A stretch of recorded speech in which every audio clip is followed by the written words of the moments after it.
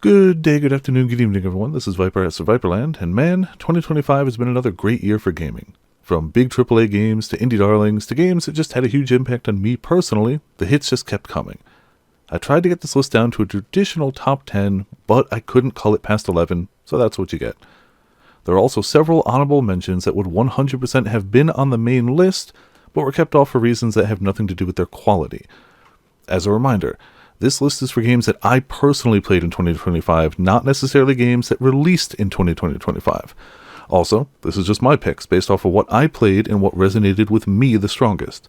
If your list is different or you feel there's something massive I missed, please let me know down in the comments. Without further ado, here we go. V, the president! You have to... Songbird! God damn it. Shit! Fuck me!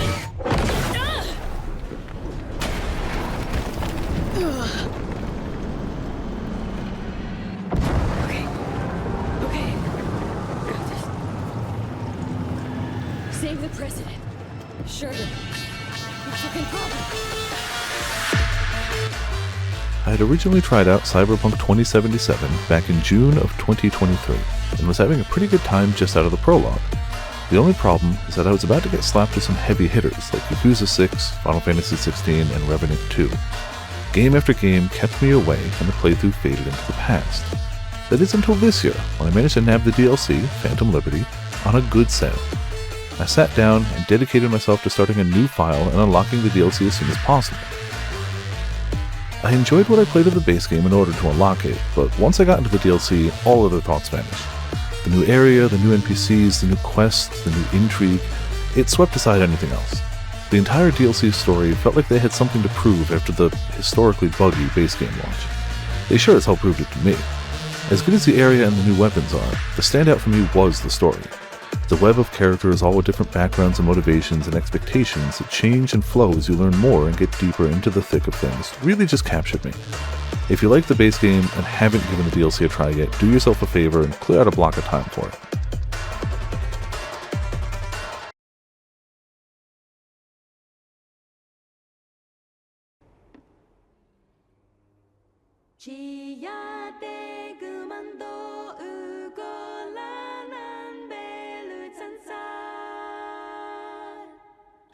Number 10 for me this year was Monster Hunter Wilds.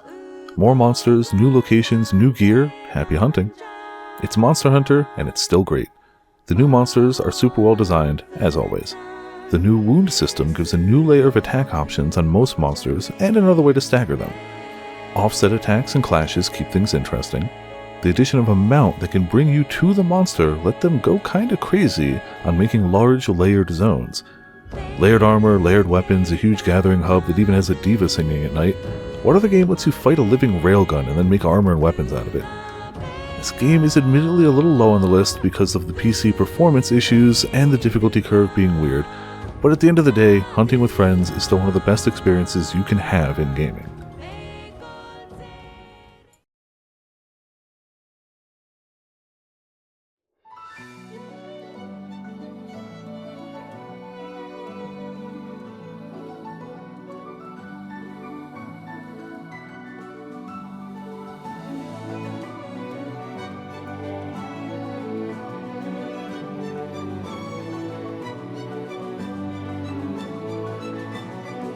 I've been pretty big on the Atelier series ever since playing Atelier Ryza 1.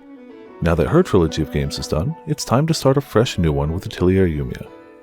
Yumiya immediately differentiates itself by going full open world with each chapter in the story introducing an entire new zone. You're also given an in-game list of things you can do in each zone to unlock rewards.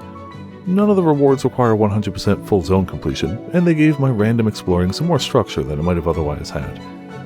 The characters are vibrant and interesting, as to be expected from an Atelier game. They bring a nice variety of weapons and styles to combat, so each character feels different when you use them.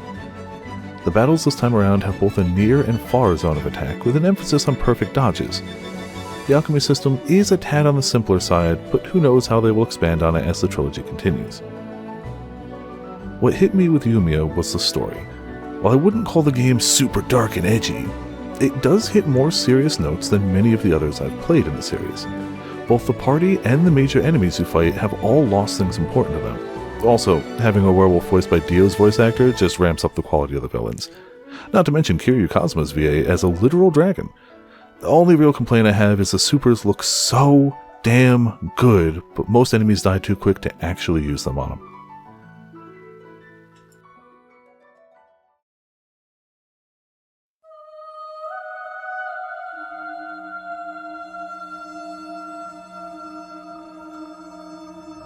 I used to think that Death Stranding was Kojima at his most Kojima.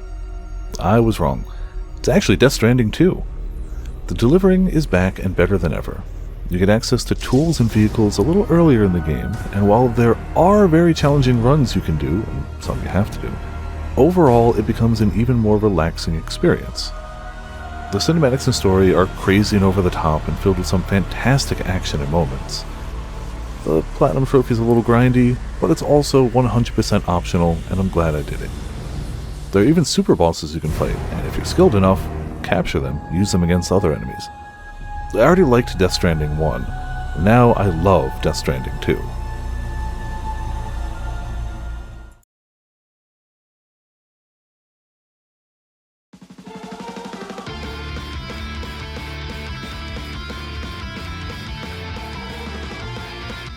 I'm rather late to the East series, having only started at 8, and even then way late after its initial release.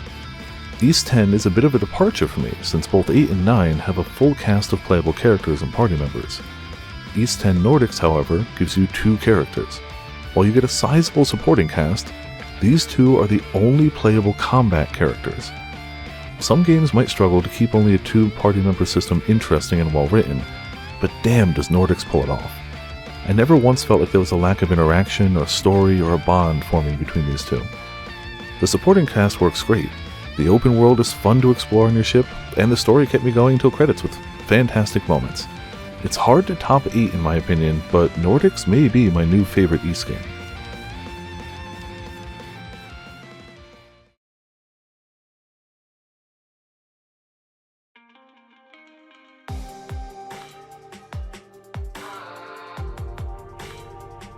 You may look at this game with both the head writer and character illustrator from Danganronpa and think this game is going to be Danganronpa 4. Well, you would be wrong in that assumption, but what it is a damn good game. Instead of a killing game, we instead get a series of murder mysteries. What made me really fall in love with the game is that the mysteries are all designed to be solved. As you enter the in-game labyrinths, designed to help you work through and parse the clues till you figure it out, you always have all the info you need to solve it already at the beginning. If you're a smarter person than I, you could very feasibly figure things out before heading in, and I love that aspect of the writing. The mysteries are well done, the characters are colorful and full of personality, the areas are dripping with atmosphere, and also rain. Also, Fubuki is the best girl.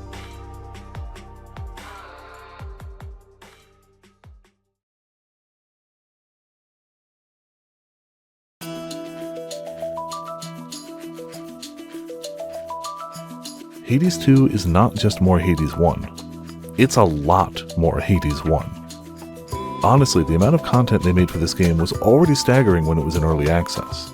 Now that the game has had its full 1.0 release and is content complete, there is such a wealth of things, big and small, to see and do. One of my favorite things about Hades 2 is the small details that flesh out the world. Seems like every little combo of people, enemies, powers, upgrades imaginable gets some sort of voiced line talking about it. Also, the combat, OST, drip-fed storytelling, and weapons are all still 10 out of 10. The game is fantastic, and anyone with even a hint of interest needs to be checking it out.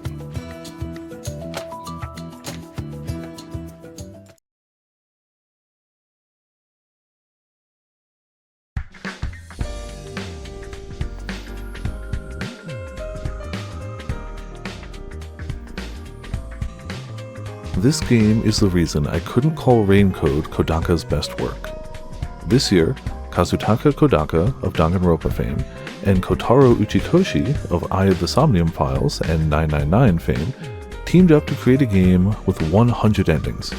That's right, 100 endings. Rui Komatsuzaki, the character designer for Danganronpa, returns with even more banger designs. The game has a Route Zero that you have to play through before you get to any of the 100 endings, and honestly, even just that Route Zero alone would likely have made this top list. Then you start unlocking endings and making choices, and everything can change one ending to another. The fact that they actually made it work is crazy, but here we are. Also, a huge feat in writing is making all of the characters eventually likable, or at least understandable. I sure as hell didn't like them all at the start of things. Worth noting, Darumi is best girl, and I will not hear any naysayers.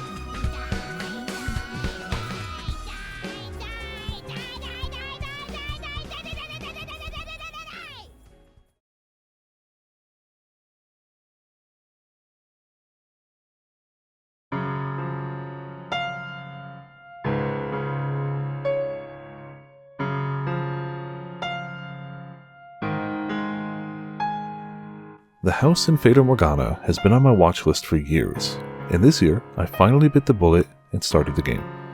Holy crap.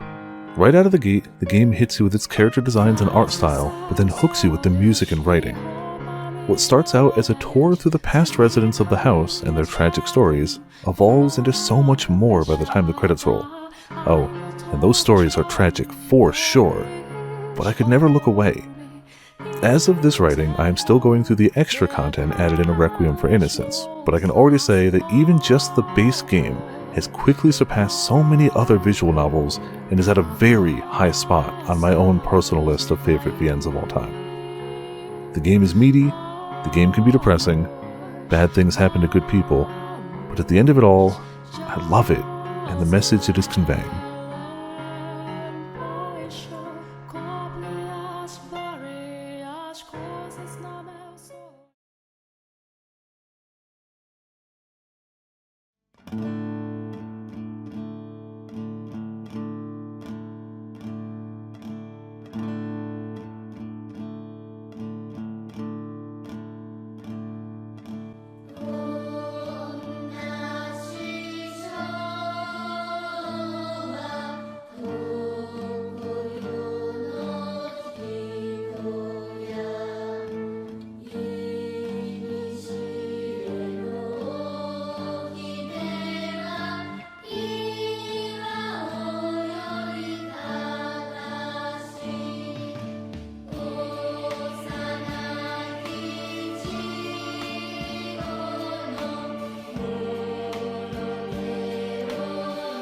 Silent Hill F has done something that no other game has done for me since 2005.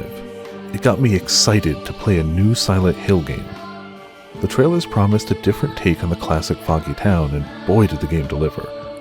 As soon as I started it up, I was struck by how hauntingly beautiful the town is. Also how meaty the combat felt, since it's melee only with a focus on dodging. Playing more got me hooked on the story and the enemy design.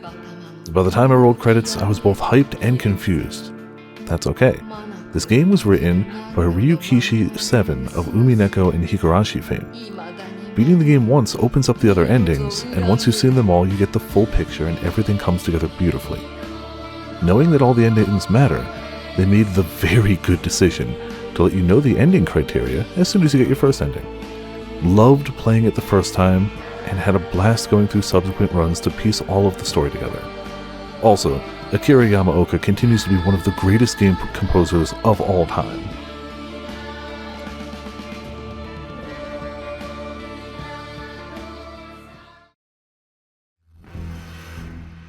Before we hit the pretty obvious number one, there are a few games that I couldn't include on this main list for one reason or another, but that deserved mentioning regardless.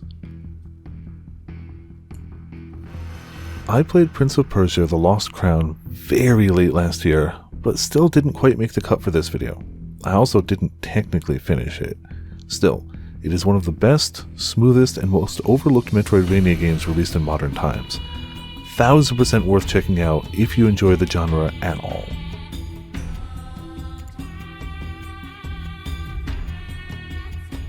What could I possibly say about Metaphor ReFantazio that hasn't been said before?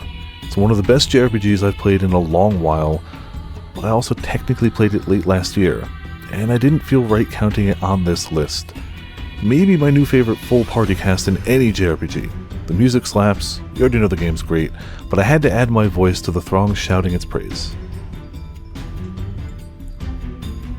As of the time of this writing, I have not actually finished Nine Souls, but I cannot let it go unmentioned. What Hollow Knights is to Dark Souls, Nine Souls is to Sekiro.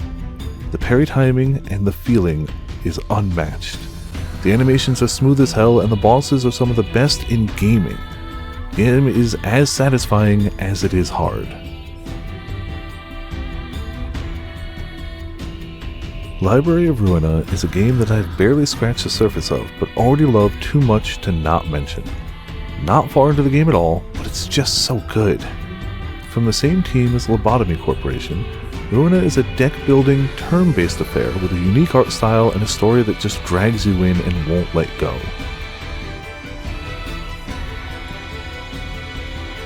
The Legend of Heroes Trails in the Sky Second Chapter is a game I started this year but haven't finished. I imagine that if I had rolled credits on this, it would be in the top of this list, but even like 3 chapters in, it's blowing me away. I'm not making quick progress, but this is a game I need to finish and experience more of.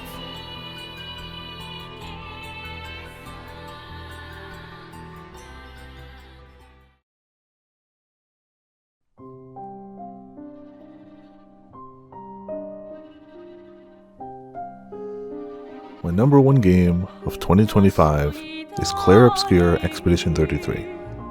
Yeah, it's obvious. Everyone is talking about it. Everyone has been talking about it since release. All the positive things said are true. Clair Obscur Expedition 33 really is that good. Full disclosure, I was given a copy of the game by Sandfall Interactive so that I could stream it on day 1. I went through the entire game and about 2/3 of the optional content on stream and loved every single moment of it. Don't know if I've ever played a game where the dialogue between characters felt so human and natural. The mocap actors and voice actors bring the experience to life. The story being told is full of emotions and ups and downs and twists, and the OST and visual design helps it along the way. Once I started, I didn't want to stop. Between toying with new combat options, messing with different weapons, unlocking new outfits, seeing stunning new areas, and getting slapped to hell and back by a mime, the game never lets up. I'll be thinking and talking about this game for a long time to come, and it deserves every single word of praise. It goes without saying, but Esquier is the best character, heart stop.